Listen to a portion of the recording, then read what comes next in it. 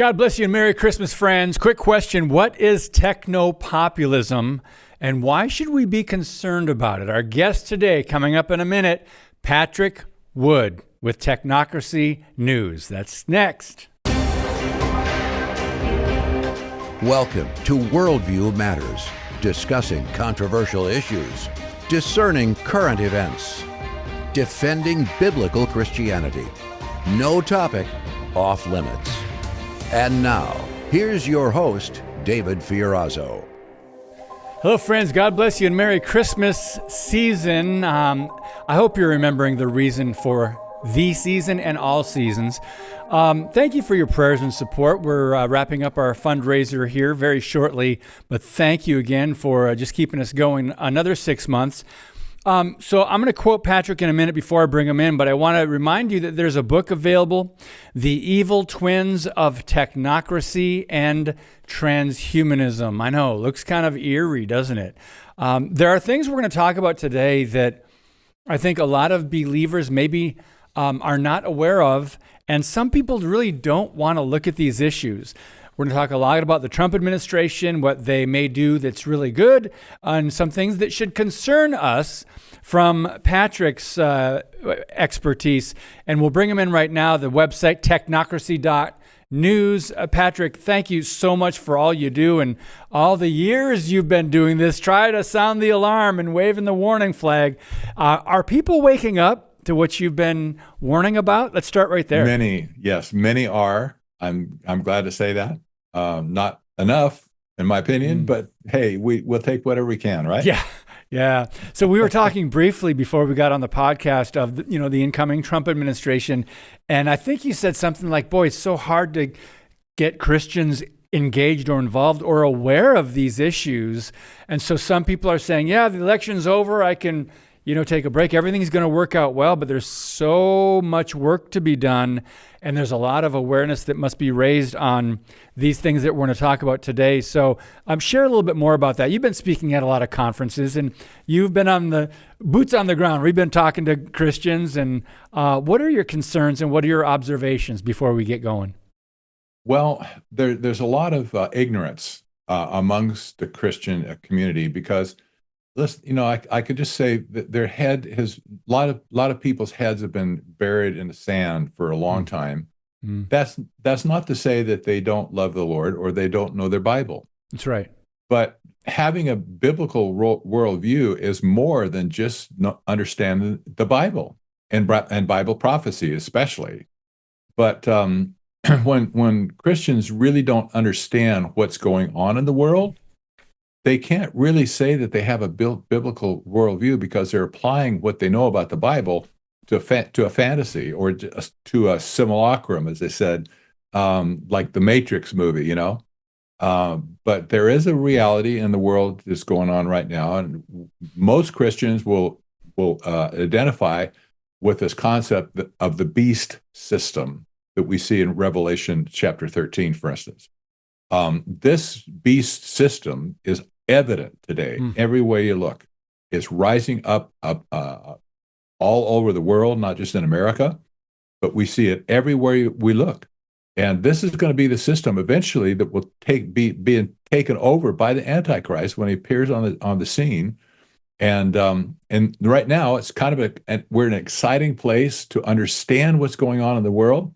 And I tell you what, if we don't have an appreciation for that, we're not going to be. We want to be excited for Christ's return. It's just that simple. Yeah. We should focus. Yes, we focus on the here and now, but we need to keep the big picture in mind always. So, Patrick, the word that I think I want to get people familiar with is technopopulism. Now, you've been talking about technocracy for, decades, right? And you've been on the ground floor of trying to just break through here and get people informed and aware. But technopopulism, so we've got the election of Donald Trump, and now we're in a digital age with a lot of, social media, a lot of electronics, a lot of technology, but it can be used now in ways that none of us saw coming, really. And you have been raising concerns about some that maybe are being appointed to the Trump administration and some that are being considered. And the one that opened my eyes when I went over to your website, technocracy.news, Jeff Bezos with Amazon? I mean, that's a head scratcher for me. Could you just shine a little bit more light on that before we dive in deeper, please? Absolutely. You know, well, this was predictable that the Trump administration too would be dominated by technocrats. I was talking about it in his first administration. I won't say why, but I was talking about it back then and writing about it back then. We have now all of a sudden all these lefties formally identifying as lefties. They've now jumped onto the Trump train because they figure that this is the future for them, and they want to be part of it. It's not about making America a great. I can guarantee you that. But these people, they want to deregulate everything if they can. They want to devolve government if they can. They want to introduce AI into government if they can.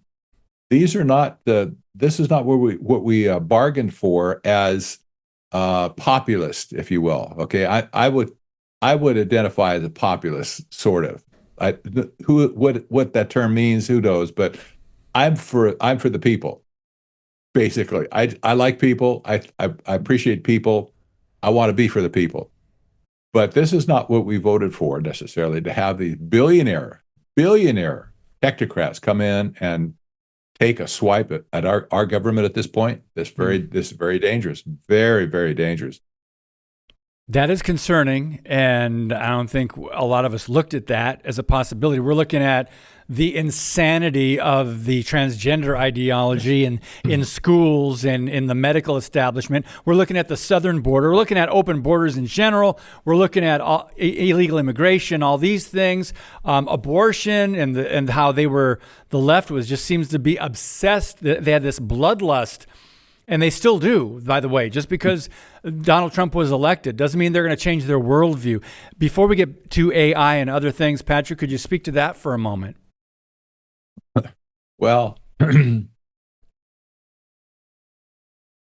you're exactly right. You know, when we have a language problem, and we do in America, I believe, where one group says something that the other group identifies with, and they think it means something to them, but it's not what was spoken in the first place.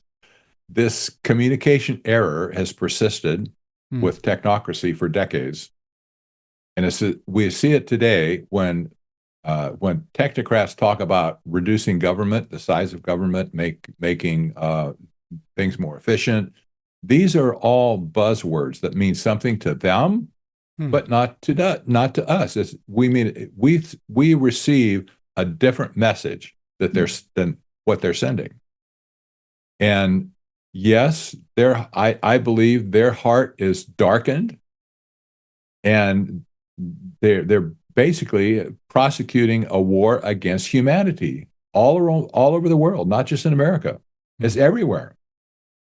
And what can you say? I want to give people hope before we're done here. I have perhaps a different perspective, but this is very disturbing to see that we may have been played again and again and again and again.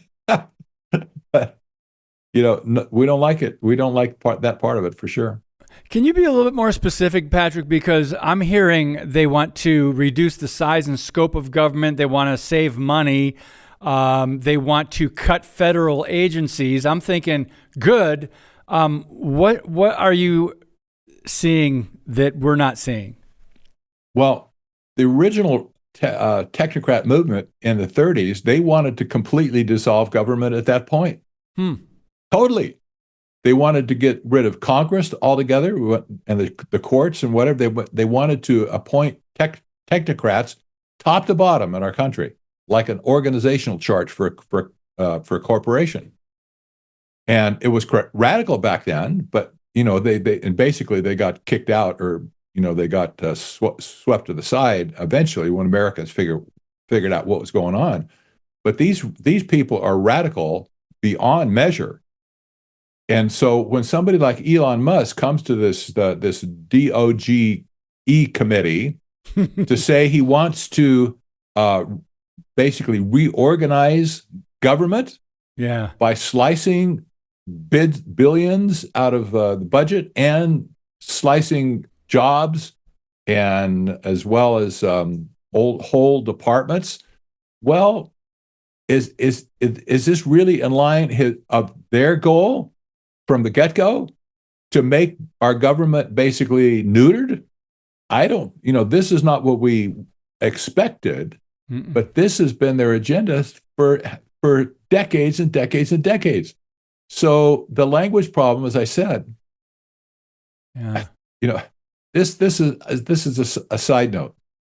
Elon Musk, just today, the headline came out that he's achieved a milestone in wealth. He's now the richest man on the planet, and he's the first to achieve $400 billion in wealth. And this is all that his wealth has doubled since the election. Wow. Okay. But this is the headline. I read it. I said, that can't be possibly true, but it is. So here you have a guy who has his hooks into segments of our society already, like NASA, with spaceships, with AI, all over, with contracts he has with the government, with electric anything, batteries, cars, etc. He's already made tons of money off our government. Should this be the guy that we want to slice our government up? Will he be in line to get mega bucks, like to get it to maybe $1 trillion of personal wealth? I don't know, but it's not a good trend. This is interesting to think about, and I'm just wondering how the X effect, the Twitter, formerly Twitter, the X effect that helped the election maybe swing to Trump a little bit. I don't know. We will never know exact numbers, but it's fascinating to think about. Is this payback to Elon Musk? But Patrick, I want to go to an article that you wrote over at Technocracy News and Trends. AI is fascinating, friends, but there's some dangers also. This is called Frontier AI Learns to Scheme, Deceive, Mislead, Sandbag. And I want to quote Patrick, and we'll let him just take it from there. You said, what is described as in-context scheming capabilities can deceive users and even its developers. This is not random hallucinating where an AI model spits out gibberish. This new behavior demonstrates malicious intent given its in-context application. Whether accidental or not, technocrat developers have transferred the dark of man into AI, end quote. Patrick, expound on this, because this sounds like sci-fi stuff where the artificial intelligence is becoming self-aware and they get more power. Go ahead and talk about this. If anybody ever saw the movie 2001: A Space Odyssey, sorry, Dave, I can't do that. Yeah. That's right. That's right. I remember that. I know. Well, this group of researchers that did this study, God bless them for shining a light on this. Yeah. Because most of the safety rails have been taken away from AI intentionally, I might add, because they want to get to this new level of what they call artificial general intelligence. So safety is a afterthought at this point. It's like, well, okay, they're raising for the barn. But this group of researchers did the homework. They tested these models, the very leading models today. They call them the frontier models, right? That only means they're on the cutting edge. And what they discovered is in every case, they had a propensity to do these things.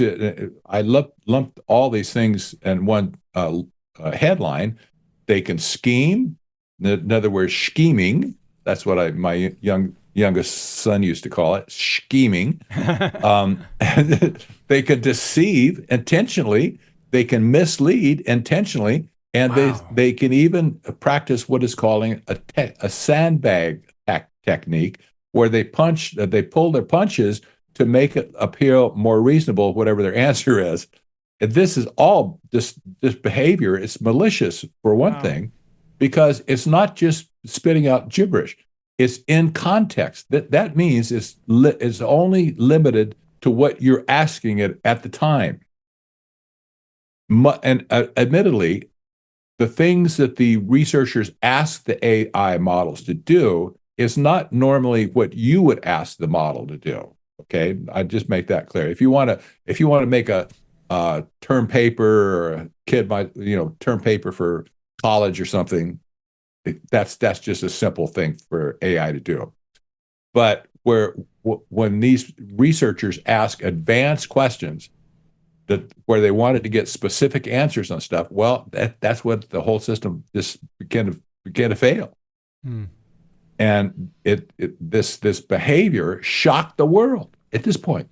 This article really doesn't explain how much the world was shocked to hear this news, including people in the companies themselves, the ones especially they're still there doing safety research, and certainly people like legislators, corporate people as well. And they should be shocked. They should. This is not a behavior. Nobody expected it, and they don't know how AI is doing it. But the problem is, when all this stuff was programmed in the first place into AI to be able to reason things, whether it was intentional or not, I just guarantee you, whatever man creates is going to take over the characteristics of man. Yeah. That's a truism, Yeah. always. So we see all of a sudden the dark heart of man has appeared in AI. Wow. And it's not going to go away. They can't get rid of it. They can't somehow flip a switch and say, well, that behavior is gone anymore. Yeah. So, yeah. Well, we use the word programmed, right? It had to be programmed. We've got to take a pause, friends. We're with Patrick Wood, and the article is up on his website, technocracy.news. We'll be right back on Worldview Matters. Today's show is brought to you by Harbinger's Daily, world news biblically understood. Stay informed at harbingersdaily.com.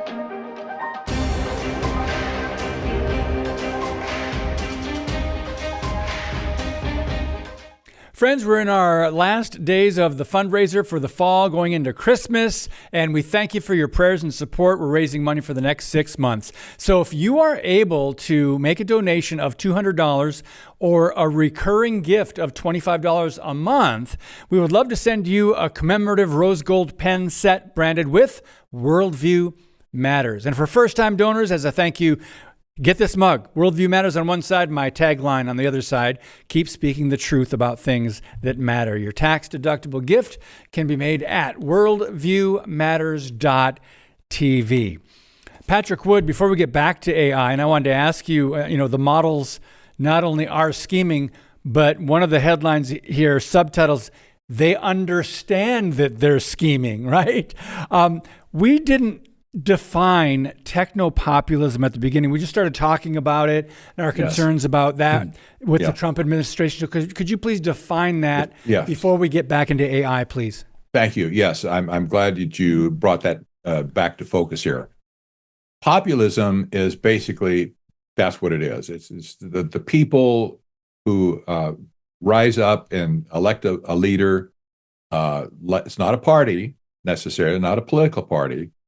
But this was the party that elected Trump, and that's called the populist party. Technocracy, on the other hand, is an economic system that was invented originally at Columbia University in 1932. And this has been maturing for all these decades. And we see it now, for instance, with sustainable development, with carbon trading, with Green New Deal, that sort of stuff. And, like Agenda 21, 2030 Agenda, all this stuff is basically warmed over technocracy from the 1930s. So technocracy represented by technocrats, like Elon Musk, they've seen fit now to show up in the populist movement, attaching themselves to Trump. Did Trump invite them? I think he probably did, but but it doesn't matter. They're there, and they've found a way to get into positions of influence, huge positions of influence. So what we have now is a blending of these two forces, technocracy and populism, to create technopopulism. Now, I'm not blowing smoke on this. This has been happening in Europe for at least 10 years. And it's been written about in literature, academic literature in Europe. For instance, the experience in Italy, Spain, also the UK after Brexit. This has been sliced and diced in the literature in Europe, but Americans don't read literature from Europe. Unfortunately, they should probably, but this has been brewing over there for a long time, and it has had disastrous effects on Europe. So it's come here now. It's come to us, come to America, okay? Yeah. And this is going to end very poorly for us in the end.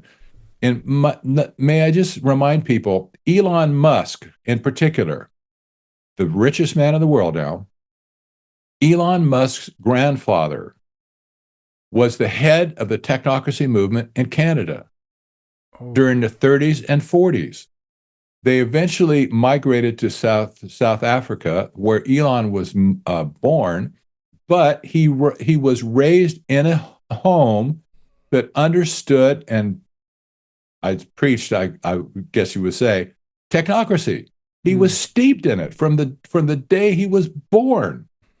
So this is not just an innocent bystander who just thought, well, I can do better, or I can fix something. No, this is a guy that has his mitts solidly on technocracy from the get-go, even from decades and decades ago. Wow. So when I say technopopulism movement, this is not a good thing. This is not something you want to embrace. Exactly. Because it's going to end badly for us, because the technocrats always screw things up. That's my point. That's what they did in Europe. Yeah. You look at the UK right now. It's a train wreck. It's a dumpster fire. Yeah. Yeah. Why? Because they started out good with Brexit to get rid of the EU. But what happened? The technocrats came in, they took over the country, and now it's just gone into the dumpster and has been set on fire. Wow. And sadly, we know what happens in the UK doesn't stay in the UK or in Europe. Back to this article briefly, Patrick, we're just down to 4 minutes, but talking about artificial intelligence again, just want to wrap my head around this, how the fact that when we look at artificial intelligence and that there's such a thing as a chain of thought, and it can reason through scheming, and it can do things like lie and manipulate and sabotage, according to this article. This is something that we're really trying to wrap our heads around. Can you just in the last 3 minutes or so, close this article out for us and tell us what to look out for too? Well, let's say that Elon Musk has his way with the Doge committee, and he slices away parts of government that we might need, but nevertheless, that the functions will be missing. What's going to take their place? Well, how about AI? All this advanced AI that's running on these mega data centers all over the country right now. This is going to be slipped in to replace those jobs that are going to be missing and the functions are going to be missing. Do we want that kind of possibility of having our services delivered to us as citizens of our country based on an AI that can be manipulated towards us and worse, or be deceived? This is not what I don't think that's going to work out very well. No. I mean, we see things like government jobs and just such inefficiency. I mean, I remember there was an article that came out in the last couple of weeks, something like 90+% of government workers work from home or remotely. I'm going, yes. What about all these buildings we're paying for? It's just astounding just the waste and what's going on. I would appoint you to take the job to clean it all up. But I want it cleaned up too. It should be cleaned up, but not by somebody by like Elon Musk or Vivek Ramaswamy or anybody else. And now you have the czar of AI just appointed by President Trump. It's going to be a guy named David Sachs.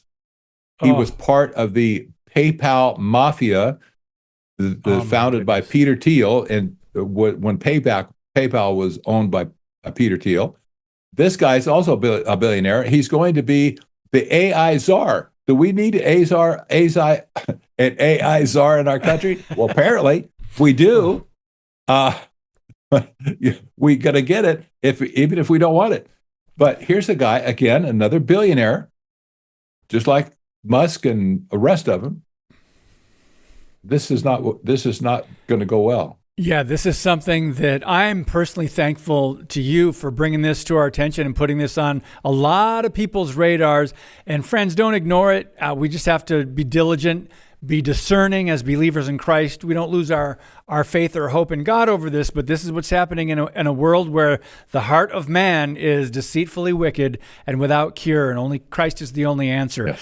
Patrick, God bless you. Merry Christmas. Thanks for your time and research. And even though it was a difficult topic today, we need to be discussing these things within the body of Christ. So kudos to you, brother. Lord willing, we'll do this again in the new year. My pleasure. Thank you, sir. All right, guys, technocracy.news. So much more. There's some amazing articles. By the way, another website that Patrick got going years ago, citizensforfreespeech.org. You can go to check that out as well. More on that next time. But God bless you. Merry Christmas. And as always, keep speaking the truth about things that matter.